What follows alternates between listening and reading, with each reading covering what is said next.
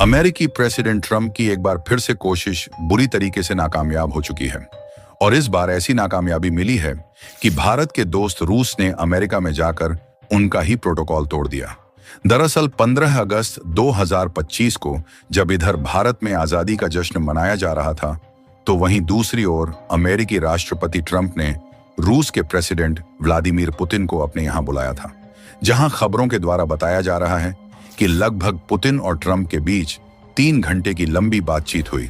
लेकिन नतीजा क्या हुआ कि ट्रंप ने जो सोचा था कि रूस समझौता करेगा, यूक्रेन से युद्ध नहीं लड़ेगा, उनकी यह तरकीब नाकामयाब हुई और उल्टा वह खुद रूस के पक्ष में आ गए। और ट्रंप खुद खुलकर कह रहे हैं कि उन्होंने रूस के साथ कोई भी डील फाइनलाइज नहीं कर पाई, बल्कि उसके लिए इन्होंने खुद यूक्रेन के ज़ेलेंस्की को ही दोषी ठहरा दिया है। इससे भी ज्यादा कमाल की बात यह है कि खबर आ रही है जिसमें बताया जा रहा है कि पुतिन ने तो अमेरिका में जाकर प्रोटोकॉल ही तोड़ दिया। लेकिन सवाल यह कि आखिरकार किस मामले में प्रोटोकॉल तोड़ा गया है और क्या यह प्रोटोकॉल का भारत के लिए तोड़ा गया है या फिर इसके पीछे का माजरा कुछ और ही है।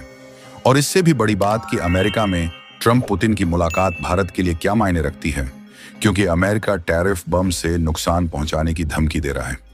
तो चलिए इसे समझते हैं, लेकिन आगे बढ़ने से पहले इस वीडियो को लाइक करके चैनल को सब्सक्राइब जरूर कर लीजिए, क्योंकि आपके लिए तो 1 सेकंड का काम है, लेकिन इससे हमारी काफी बड़ी मदद होती है।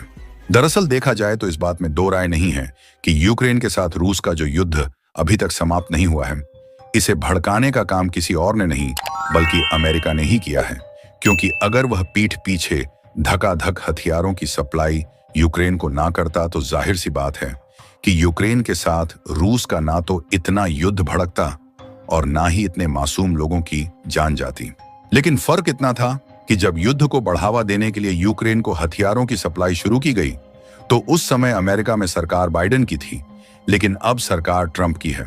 शुरुआत में सबको लग रहा था कि सरकार भारत और रूस के पक्ष में बढ़िया साबित होगी।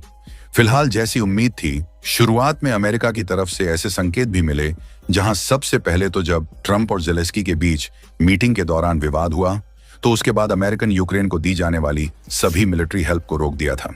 लेकिन कुछ ही दिनों बाद पता नहीं ट्रंप के मन में ऐसा क्या बस गया कि उन्हें इस बात का खतरा सताने लगा कि अगर युद्ध रुक गया तो भारत और रूस की दोस्ती और भी ज्यादा मजबूत होगी और यही देश अमेरिका पर भारी पड़ जाएंगे।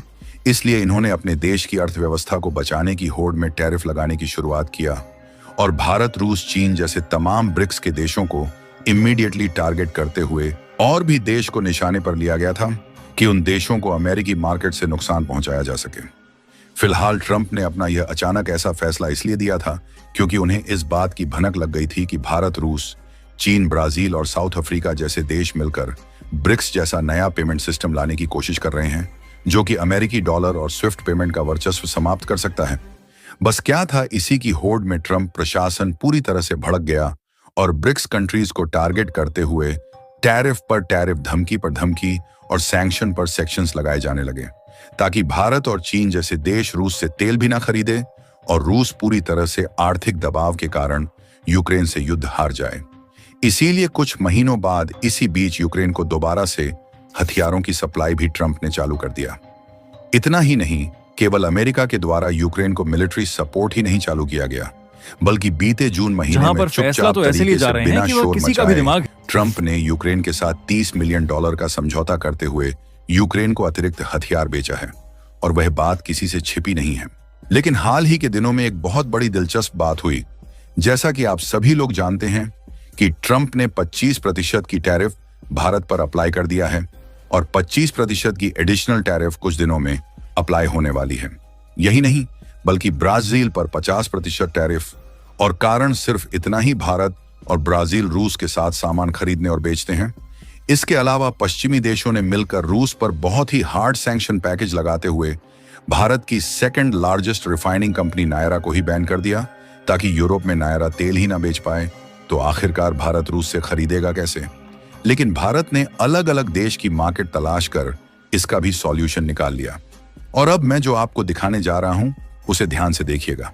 और वह कुछ और नहीं बल्कि वह है टाइम्स ऑफ इंडिया की रिपोर्ट, जो आप अपने स्क्रीन पर देख रहे हैं, जो कि हाल ही में निकल कर आई और उसमें साफ साफ बताया जा रहा है कि अगस्त महीने में भारत में रशियन क्रूड ऑयल का इंपोर्ट्स बढ़कर 2 मिलियन यानी 20 लाख बैरल प्रतिदिन हो गया, क्योंकि अमेरिकी टैरिफ के बावजूद रिफाइनर कंपनियां सामान्य रूप से कारोबार पर टिकी रहीं।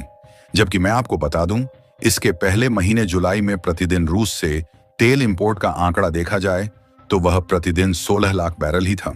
यानी अमेरिका और बाकी के पश्चिमी देश इन आंकड़ों को ही देखकर हैरान रह जा रहे हैं कि जितना ज्यादा उनके द्वारा दूरी बनाने की कोशिश की जा रही है, उतनी ही ज्यादा भारत की नजदीकी रूस से बढ़ रही है। अब यहीं से आता है असली मसाला। जब ट्रंप की सारी रणनीतियां फेल हो गईं, तो उन्होंने हाल ही में यह फैसला लिया कि हम पुतिन को अपने देश में बुलाकर डायरेक्टली उनसे बात करेंगे, और ठीक वैसा ही उन्होंने किया। और 15 अगस्त के दिन जब इधर भारत में आजादी का जश्न मनाया जा रहा था, तो उधर रूस के प्रेसिडेंट ट्रंप अमेरिकी स्टेट अलास्का में पहुंचते हैं, जहां पर ट्रंप से पुतिन की मुलाकात होती है और लगभग 3 घंटे की लंबी बातचीत चलती है, जिसमें अमेरिका का अहम सवाल था कि आखिरकार रूस युद्ध समाप्त क्यों नहीं करता।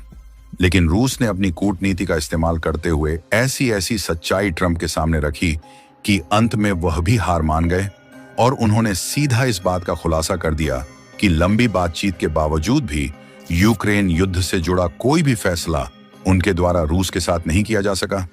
और मुख्य रिपोर्ट तो यह आ रही है कि पुतिन ने अमेरिका में जाकर प्रोटोकॉल ही तोड़ दिया। दरअसल 2018 के बाद पहली यूनाइटेड प्रेस कॉन्फ्रेंस हुई। इस दौरान पुतिन ने शुरुआत में ही प्रोटोकॉल तोड़ दिया और खुद सबसे पहले माइक संभाल लिया। इसका मकसद साफ था, पूरी बातचीत पुतिन की शर्तों और उनके तरीके से शुरू हो।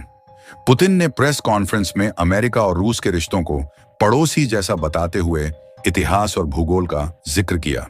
उन्होंने यह भी याद दिलाया कि अलास्का कभी रूस का हिस्सा हुआ करता था। पुतिन ने खुद को अमेरिका का प्रतिद्वंद्वी नहीं बल्कि साझेदार के रूप में पेश किया, और उनकी इन्हीं मनमोहक बातों से सन्न की खोपड़ी वाले ट्रंप का भी दिमाग घूम गया। हालांकि ट्रंप ने सीधा कह दिया कि अब यह यूक्रेन पर ही निर्भर करता है कि समझौता होगा या नहीं। फिलहाल अगर ट्रंप पुतिन की बातचीत से तनाव कम होता है तो भारत पर दबाव घट सकता है और भारत को कूटनीतिक फायदा मिलेगा, यानी दोनों देशों के बीच बैलेंस बनाकर फायदा उठाया जा सकता है। और तो और भारत को दुनिया में और मजबूत बिचौलिया यानी मीडिएटर की छवि मिलेगी, क्योंकि भारत हमेशा से ही शांति का पक्ष लेता आया है और भारत ने कभी भी युद्ध को बढ़ावा नहीं दिया। बाकी आप लोगों का क्या सोचना है कि पुतिन को ट्रंप के साथ दोस्ती बढ़ानी चाहिए और इसका फायदा हो सकता है या नहीं? अपनी राय कमेंट में जरूर बताएं और इस वीडियो को लाइक करके अपने मित्रों तक शेयर जरूर करें ताकि उन्हें भी जानकारी मिल सके। और इसी तरह की और भी नॉलेजेबल वीडियो देखने के लिए आप हमारे चैनल को सब्सक्राइब जरूर करें। जय श्री राम।